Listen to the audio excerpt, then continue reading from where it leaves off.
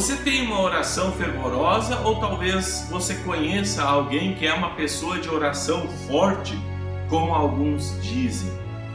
Eu quero lhe convidar a observar alguns passos importantes para você poder se manter ou que você se mantenha como uma pessoa firme na oração, que você possa perseverar na oração.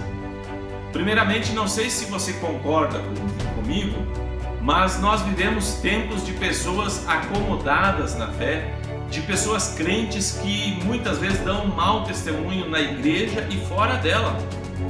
Nisso talvez nós estejamos num momento histórico em que devamos assim orar pelas nossas igrejas, por tudo que nós temos visto acontecer, de erros por parte das instituições, por questão de linhas teológicas também, que geralmente colocam o ser humano no centro e desfazem o senhorio de Jesus Cristo.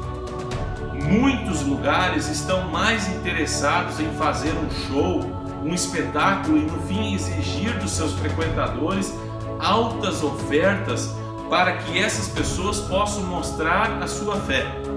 Ou outros lugares levam a fé a ser algo tão raso apenas como um movimento social. Creio que estamos no momento para levantar assim uma oração fervorosa pela restauração da igreja.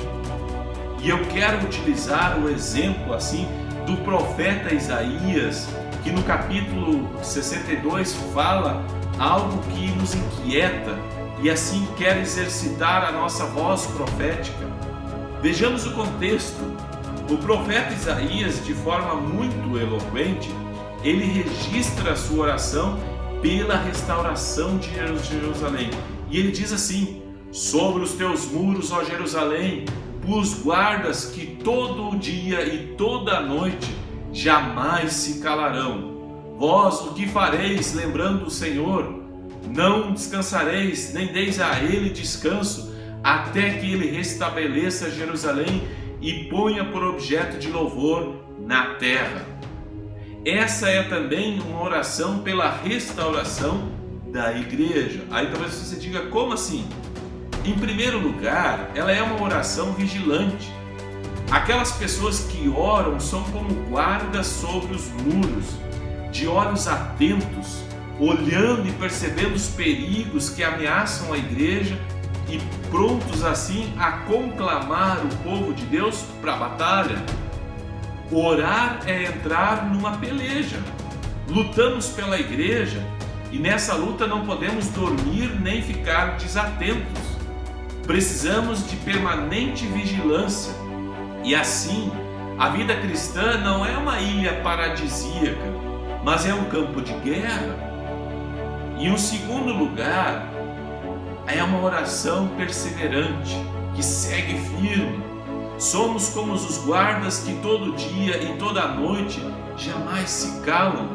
Não podemos assim esmorecer, não podemos desanimar.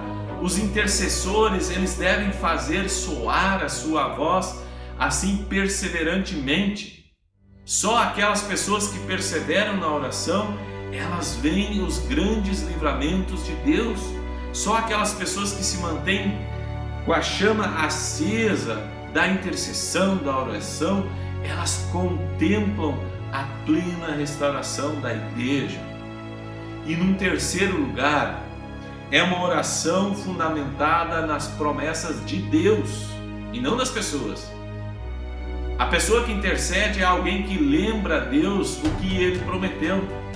Não oramos buscando a satisfação de nossos caprichos, nem mesmo a consecução assim de nossa vontade. Oramos assim estribados, com os pés firmes nas promessas de Deus.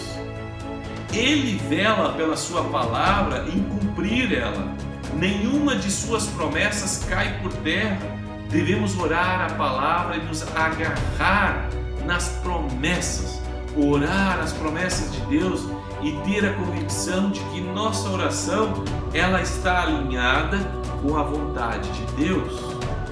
Num quarto lugar, ela é uma oração intangível ou infatigável. Aqueles que oram pela restauração da igreja não podem se render ao cansaço. Oração é guerra, é batalha, produz fadiga, esgotamento, mas aqueles que anseiam ver a restauração da igreja não podem o quê? Afrouxar as mãos, não podem descansar, nem assim descansar as suas armas. É preciso vigor para prosseguir, é preciso tenacidade para não retroceder, é preciso disposição para não se acomodar. E um quinto lugar é uma oração importuna. Os intercessores não podem dar a Deus descanso. É bem assim mesmo. Precisam pedir, buscar e bater constantemente a porta da graça. Nossa oração ela precisa ter esse senso de urgência, precisa ser importuna, precisa insistir com Deus e continuar insistindo.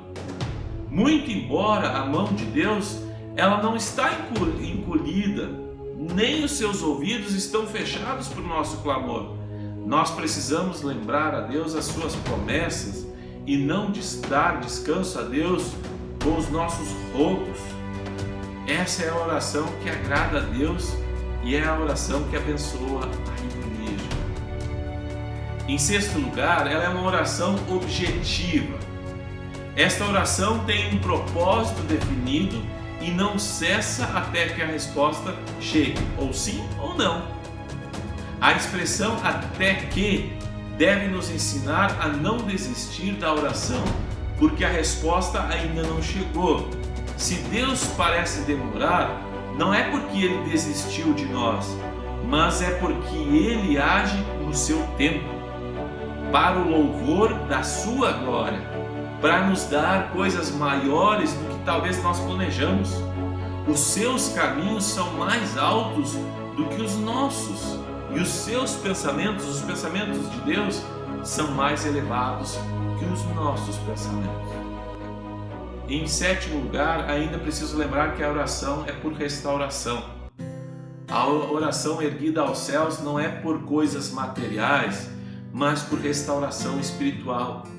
É um pedido para que Deus restabeleça Jerusalém e coloque por objeto de louvor na terra.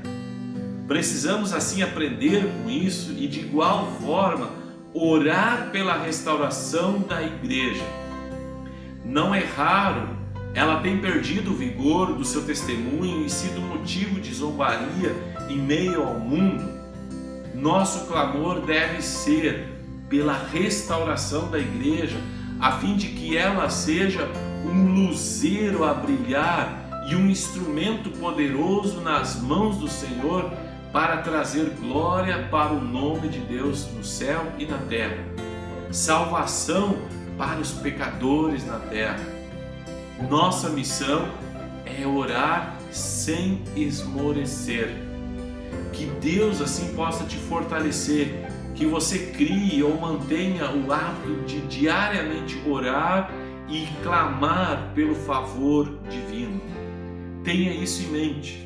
E talvez você diga, mas como assim ser importuno, insistir, lembrar Deus?